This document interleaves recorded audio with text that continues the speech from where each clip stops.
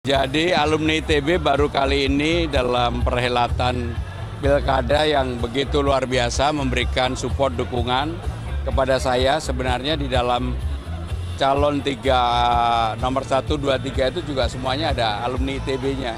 Tapi saya bersyukur hari ini hampir semua angkatan ada dan mereka memberikan dukungan yang luar biasa.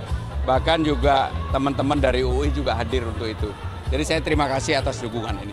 Mas, tadi kan yang menarik disampaikan sama Mas Pram, kalau bisa ada rumah, di bawahnya ada co-working space, bawahnya ada sekolah. Nah itu sebenarnya konsepnya untuk di daerah mana dan targetnya bisa selesai di satu periodenya Mas? Jadi yang pertama, problem utama di Jakarta itu kan masalah pembebasan lahan.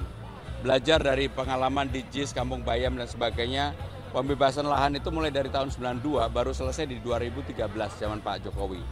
Jadi belajar dari itu maka kita bisa gunakan, manfaatkan misalnya kantor kecamatan, sekolah, kemudian juga kantor kelurahan, bahkan puskesmas. Kita buat kemudian kita naikkan ke atas lantai 1, 2, 3, 4 misalnya. Puskesmas betul-betul digunakan untuk puskesmas dan puskesmasnya malah lebih bagus pasti.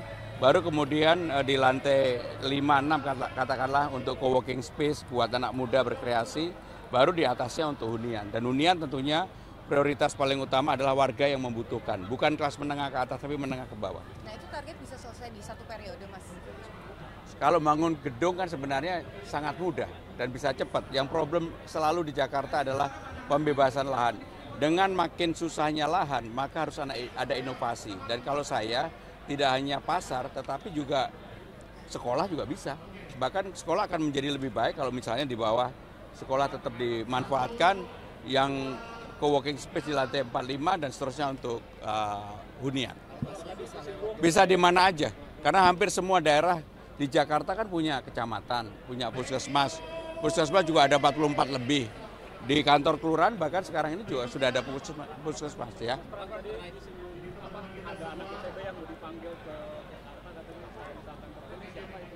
ITB dipanggil ke Jakarta. Untuk Jakarta Fun Mas, Elman 84. Oh, jadi ada yang jago di bidang finance itu udah tahu lah. Kalau Inavan kan ada Rida, kebetulan dulu Rida kami juga yang mencarinya. Nah kalau di Jakarta Fun ada namanya Hilman Sitohang, itu jagoan banget dan saya yakin bisa lah dia.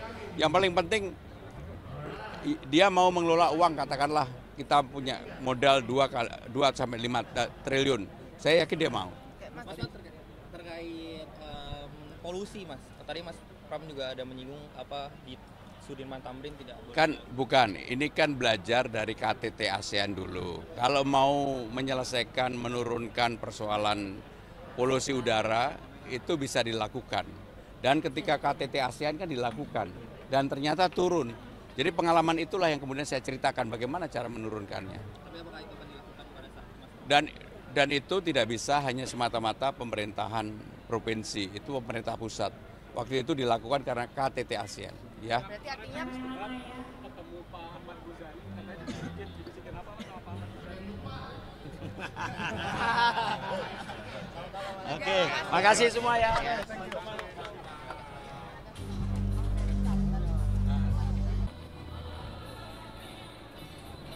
Jadi alumni ITB baru kali ini dalam perhelatan pilkada yang begitu luar biasa memberikan support dukungan kepada saya. Sebenarnya di dalam calon nomor 1, 2, 3 itu juga semuanya ada alumni ITB-nya. Tapi saya bersyukur hari ini hampir semua angkatan ada dan mereka memberikan dukungan yang luar biasa. Bahkan juga teman-teman dari UI juga hadir untuk itu. Jadi saya terima kasih atas dukungan ini. Mas, tadi kan yang menarik disampaikan sama Mas Pram, kalau bisa ada rumah, di bawahnya ada co-working space, bawahnya ada sekolah. Nah itu sebenarnya konsepnya untuk di daerah mana dan targetnya bisa selesai di satu periodenya Mas? Jadi yang pertama, problem utama di Jakarta itu kan masalah pembebasan lahan. Belajar dari pengalaman di JIS, Kampung Bayam dan sebagainya, pembebasan lahan itu mulai dari tahun 92, baru selesai di 2013 zaman Pak Jokowi. Jadi belajar dari itu maka kita bisa gunakan, manfaatkan misalnya kantor kecamatan, sekolah, kemudian juga kantor kelurahan, bahkan puskesmas. Kita buat kemudian kita naikkan ke atas lantai 1, 2, 3, 4 misalnya. Puskesmas betul-betul digunakan untuk puskesmas dan puskesmasnya malah lebih bagus pasti. Baru kemudian di lantai 5-6 katakanlah untuk co-working space buat anak muda berkreasi, baru di atasnya untuk hunian. Dan hunian tentunya prioritas paling utama adalah warga yang membutuhkan, bukan kelas menengah ke atas tapi menengah ke bawah. Nah itu target bisa selesai di 1 periode Mas? Kalau bangun gedung kan sebenarnya sangat mudah dan bisa cepat. Yang problem selalu di Jakarta adalah pembebasan lahan. Dengan makin susahnya lahan, maka harus ada inovasi. Dan kalau saya, tidak hanya pasar, tetapi juga sekolah juga bisa.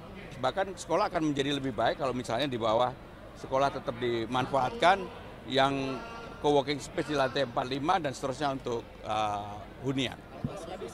Bisa di mana aja, karena hampir semua daerah di Jakarta kan punya kecamatan, punya puskesmas.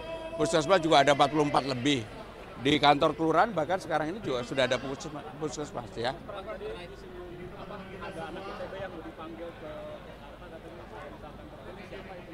ITB dipanggil ke Jakarta. Itu untuk Jakarta Fund Mas, Elman 84 Oh, jadi ada yang jago di bidang finance itu udah tahu lah. Kalau Inavan kan ada Rida, kebetulan dulu Rida kami juga yang mencarinya.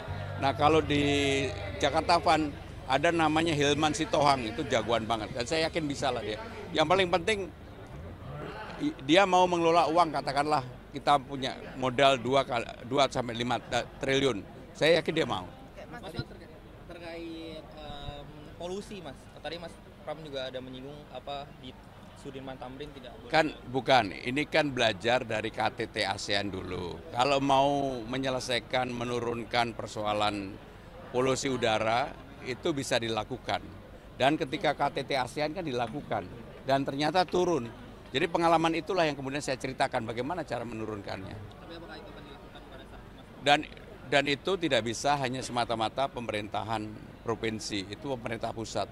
Waktu itu dilakukan karena KTT ASEAN, ya. Berarti artinya Ketemu Pak Ahmad Ghazali, katanya dibisikin apa sama Pak Ahmad Ghazali?